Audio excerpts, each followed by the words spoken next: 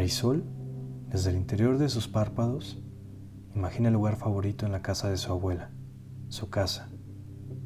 En la pared, debajo de un lunar de humedad, están los retratos de sus abuelos, que toman forma en su mente incluso antes de que pueda entenderlo.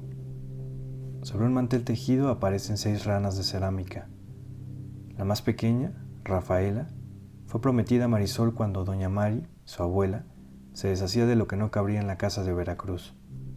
La idea de la mudanza le llegó a doña Mari después de soñarse teniendo un derrame. La sala, el lugar favorito de Marisol, comenzó a desocuparse hasta quedar vacía.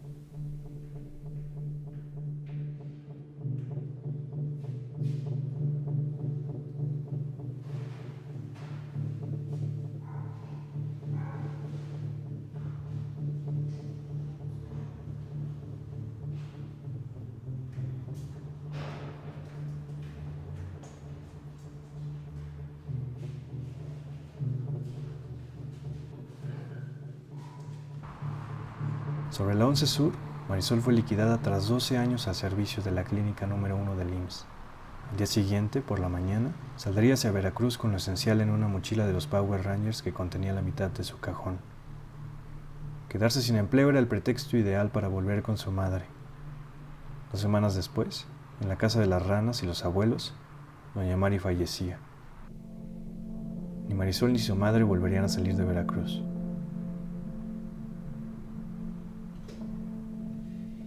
Al final del pasillo no dormía el doctor Rentería. El sueño se le fue durante 4 años de alquiler en los que arrulló a doña Mari meciéndose en su silla. Que para enfado de Marisol, golpeó el suelo hasta que una madrugada, después de meditarlo, decidiría aumentar la renta. Cantidad que el doctor podía seguir pagando. Bastarían 2 noches y 600 pesos más para que Rentería desistiera. La habitación vacía revelaría el orden de sus muebles con rectángulos de polvo.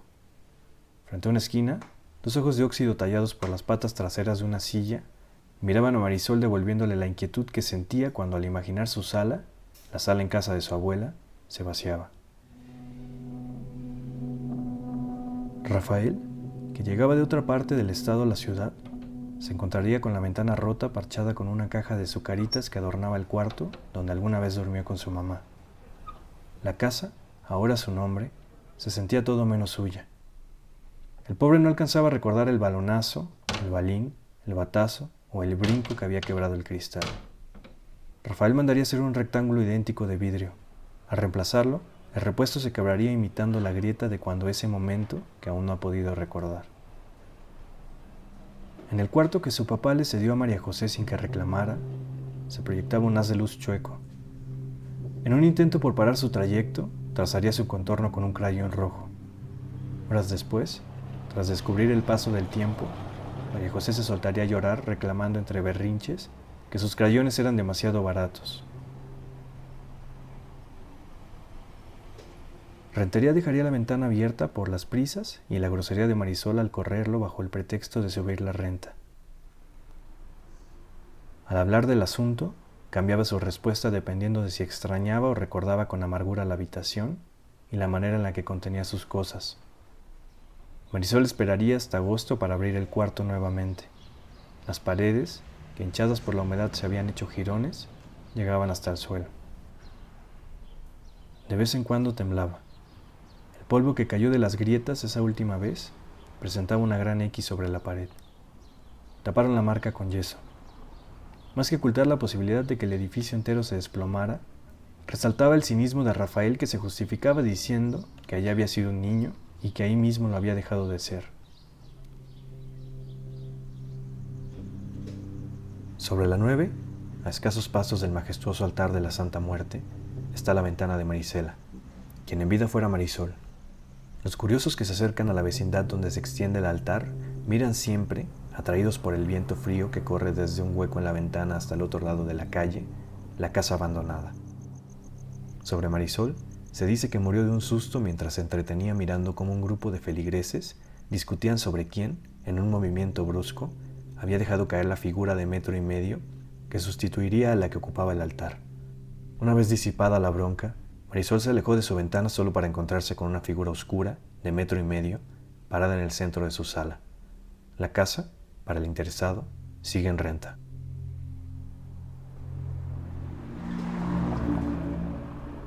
En la pared de uno de los departamentos había un agujero viejo de 1,5 cm. Este no había sido taladrado por ninguno de los inquilinos que ocupó alguna vez el espacio. Todos, en su estadía, habían intentado taparlo, ya fuera con yeso o con un taquete. El agujero, que normalmente se cubría por un mueble, vitrina, librero o cuadro, no inquietaba por su presencia, sino porque quien se sentaba en la sala, a solas y en silencio, escuchaba murmullos, que invariablemente se decía venían de detrás de lo que cubriera el agujero. Las voces, que a veces podían distinguirse, no tenían intenciones oscuras ni mucho menos. El que ponía atención alcanzaba a escuchar pláticas tan viejas como los primeros que habitaron el departamento, que se sabía se acumulaban, porque quien tenía la suerte de entender lo que se decía, podía escuchar su propia voz y la de los que vivían ahí. María José llegaba acompañada de su marido, Emiliano, para alojarse en la ciudad de Puebla. El departamento que habían visto solo en fotos era más amplio, alto y viejo que en estas, cosa que para los dos estaba bien. El flete, que llegaría en 2 partes, les permitió visualizar el orden que tendrían los muebles. En aquella pared la vitrina, en este librero y en la otra, la del agujero, el altar para Rafael, su papá. Las primeras 2 o 3 noches, ya con el departamento amueblado, había llovido desde el amanecer hasta la hora de la comida. María José, frente al escritorio esquinado en su cuarto, escribía una historia de rateros cuando el cielo se despejó. El sol que entraba por la ventana proyectaba su grieta sobre el azulejo sin que nadie pudiera notarlo. En aquel momento, una angustia pesada y honda, en la forma de un presentimiento, atacó a María José. Una voz que escondía varias pronunciaba su nombre o el de alguien. María José salió de la habitación.